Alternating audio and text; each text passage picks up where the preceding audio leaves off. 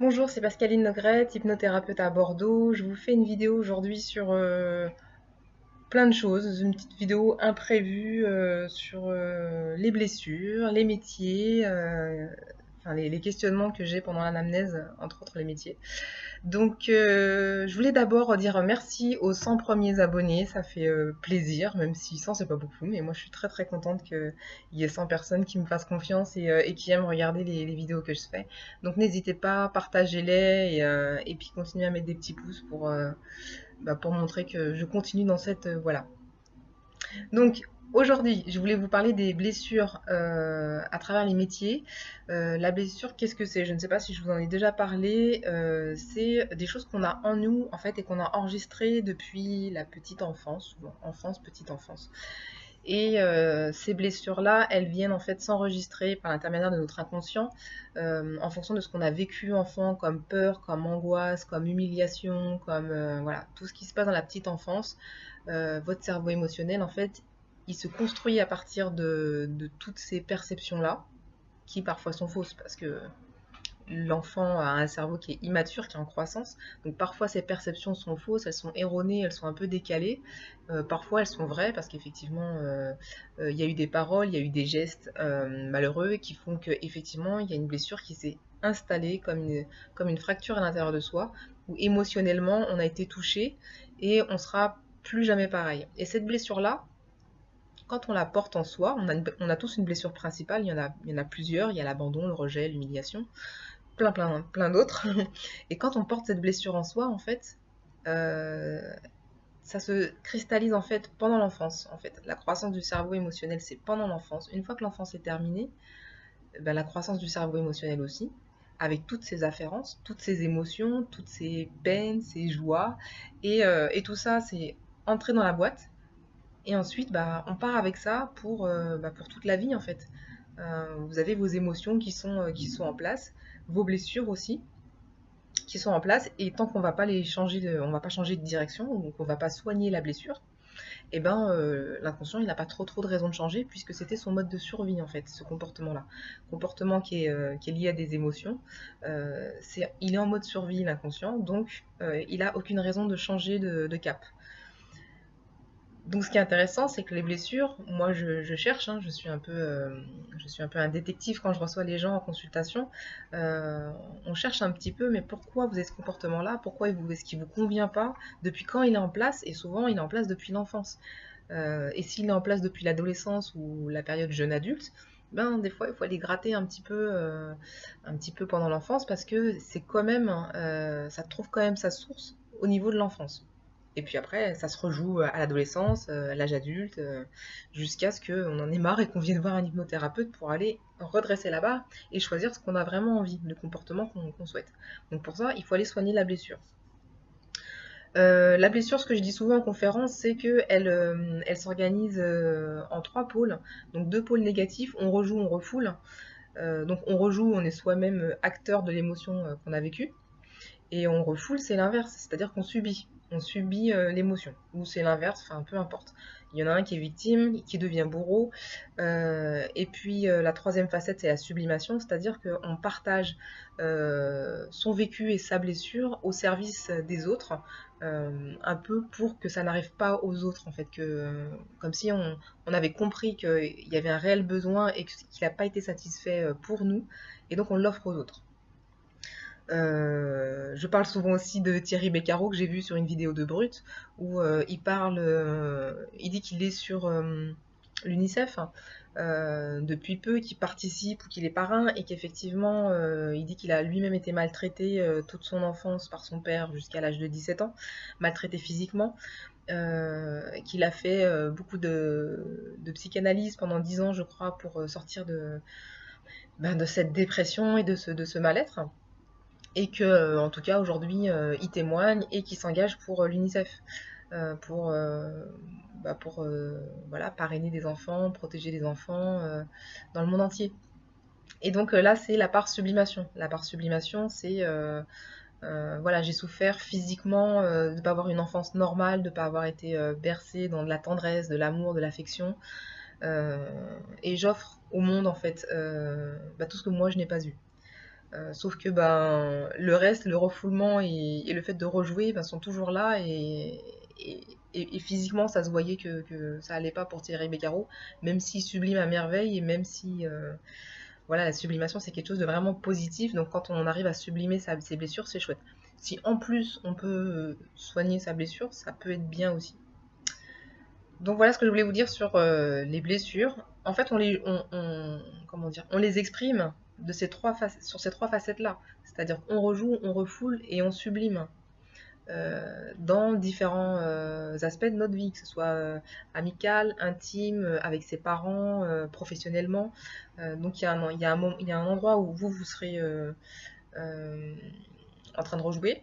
Avec des amis, vous refoulez. Avec votre partenaire, vous sublimez où vous travaillez dans un lieu où il y a beaucoup de monde et vous pouvez sublimer là en ouvrant une association, en faisant des choses comme ça. Et donc ce qui est très intéressant aussi, que vous pouvez faire vous aussi, c'est que moi j'ai remarqué que quand je demande les métiers de mes patients, quand ils en ont un ou quand ils ont même un projet, hein, même des étudiants qui ont un projet de métier assez clair ou même une branche qui est assez claire, je me rends compte que soit je demande ça en début de séance et ça me donne une petite direction en fait en me disant ah il y a telle blessure derrière ce métier-là. C'est-à-dire que c'est un métier au service des autres, au service de la justice, au service des animaux, au service de la nature. Et il y a souvent quelque chose qui sonne sublimation. En tout cas pour les gens qui disent avoir choisi ce métier et aimer ce métier. Et, voilà. Donc, euh, donc en début de séance, euh, avoir le métier me donne une indication. Vous aussi cherchez, enfin c'est pas compliqué de chercher le métier que vous faites, ou que vous avez fait, c'est aussi intéressant, ou même ce qui est intéressant si vous n'avez pas pu le faire, le métier que vous avez rêvé de faire, et puis de vous demander mais d'où ça vient en fait, pourquoi est-ce que je me lance là-dedans, pourquoi est-ce que je me suis lancée là-dedans, ou pourquoi est-ce que je voulais absolument faire tel métier. Euh, et, et, quand on arrive à répondre à cette question, c'est dans l'enfance qu'on va trouver la réponse, parce que c'est l'enfance qui nous structure, et qui nous permet de savoir, ah bah oui, euh, le plus simple c'est papa ou maman auraient voulu faire ça, ils ont pas pu le faire et donc du coup moi je le fais. Mais parfois c'est encore plus sournois que ça, c'est les blessures qu'on a vécues, dont on n'a pas forcément conscience avant d'avoir travaillé sur soi, mais que finalement on exprime par la sublimation avec ce métier-là. Donc voilà, moi en début de séance, le métier me donne une indication, une petite puce à l'oreille en disant faudra peut-être poser une question comme ça plus tard. Ou alors ça va se dérouler au fur et à mesure et on va arriver à ressortir cette blessure principale. Et puis, des fois, je sais pas pourquoi, je cherche plus avec l'inconscient à savoir pourquoi, je pose la question tout à la fin de mon anamnèse, une fois qu'on a bien cerné ce que la personne elle voulait, comment y arriver, juste avant qu'on fasse notre séance d'hypnose, je pose la question, c'est quoi votre métier au fait? Et là, ça donne une confirmation de la blessure qu'on vient de trouver, en disant bah oui, on confirme que effectivement c'est bien ça la blessure et avec votre métier, vous sublimez en fait, vous sublimez cette blessure principale voilà, qui vibre en vous, qui est grande ouverte et ça fait mal quand on la rejoue, quand on la refoule, ça fait mal, mais la sublimation, ça fait du bien et ça permet de garder un certain équilibre dans sa vie. Sauf que parfois, la part de rejet et de refoulement, de rejet, le fait de rejouer, le fait de refouler, c'est trop négatif par rapport à la sublimation. Et donc, du coup, on a besoin de calmer la blessure, même si ça calme un peu la sublimation, mais au moins, ça calme le côté négatif. Et souvent, c'est déjà suffisant pour être cool dans sa vie. Donc voilà, donc moi j'ai des exemples concrets. Moi par exemple, j'ai commencé avec un métier de soin, je suis kinésithérapeute, ma sœur kinésithérapeute. Et donc c'est un métier de soin que j'ai choisi et c'est vrai que quand j'étais petite, c'était des métiers de soin aussi je voulais être sage-femme ou alors non, plutôt puéricultrice ou plutôt j'ai voulu être pompier de Paris aussi, mais à l'époque c'était les filles elles n'avaient pas le droit. Donc c'était toujours autour du service à la personne, du soin, de l'aide. Et je retrouve, pas forcément comme blessure, mais comme comportement, que dans mon enfance, j'ai été entourée par des membres de ma famille qui étaient souffrants, que ce soit physique ou psychique.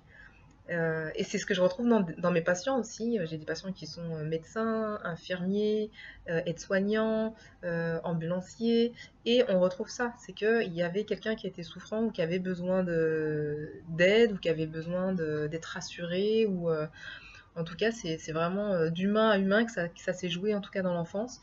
Et donc on essaye de réparer ça en offrant le meilleur aux autres.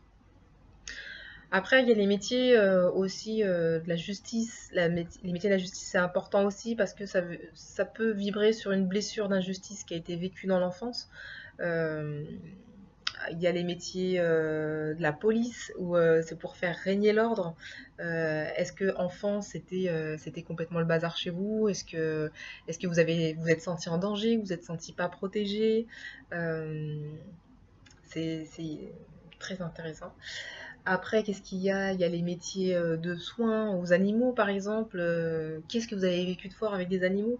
Est-ce que vous avez vu des choses horribles quand vous étiez petit, des animaux qui se sont fait massacrer? Ou est-ce que vos parents travaillent avec des animaux et vous avez été touché par ça? Ou il y a toujours un lien, une blessure. Et bizarrement, ça a un lien avec pourquoi les gens se déplacent pour changer un comportement qui leur convient plus. Je sais pas si j'ai d'autres exemples à vous donner, mais euh, si aussi toutes les personnes qui sont dans l'éducation pour les enfants ou pour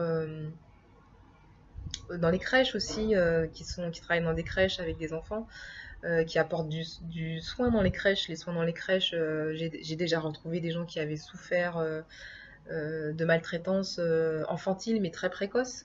Ou de manque de soins, défaut de soins aussi. Et puis les gens se retrouvent à travailler à la crèche et font pas forcément le lien entre les deux.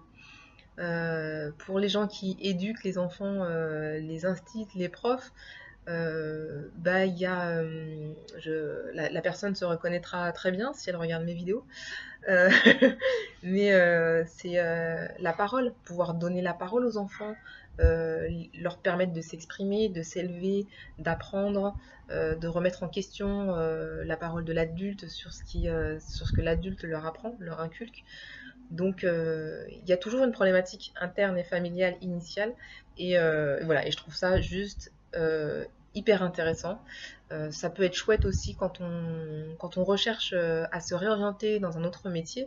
Euh, Finalement, est-ce qu'il vaut mieux pas régler sa petite blessure à soi pour avoir l'esprit plus clair et être plus à même d'être soi-même son propre chef, de donner la direction à son inconscient en disant c'est bon, j'ai réglé ma blessure, maintenant est-ce que je suis toujours ok pour aller travailler dans telle ou telle branche? Parce que là, ça sera mon choix propre et ça sera plus pour essayer de sortir la tête de l'eau et de combler une blessure en essayant de la sublimer, alors que bah, le fait de rejouer et de refouler est toujours présent.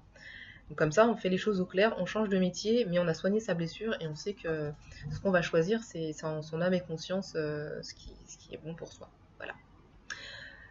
Ah ben écoutez, j'aimerais bien que vous me disiez si vous avez trouvé une correspondance entre votre enfance, ce que vous avez vécu de problématiques dans votre enfance, et le métier que vous exercez actuellement, ou que vous avez exercé, ou que vous auriez voulu exercer.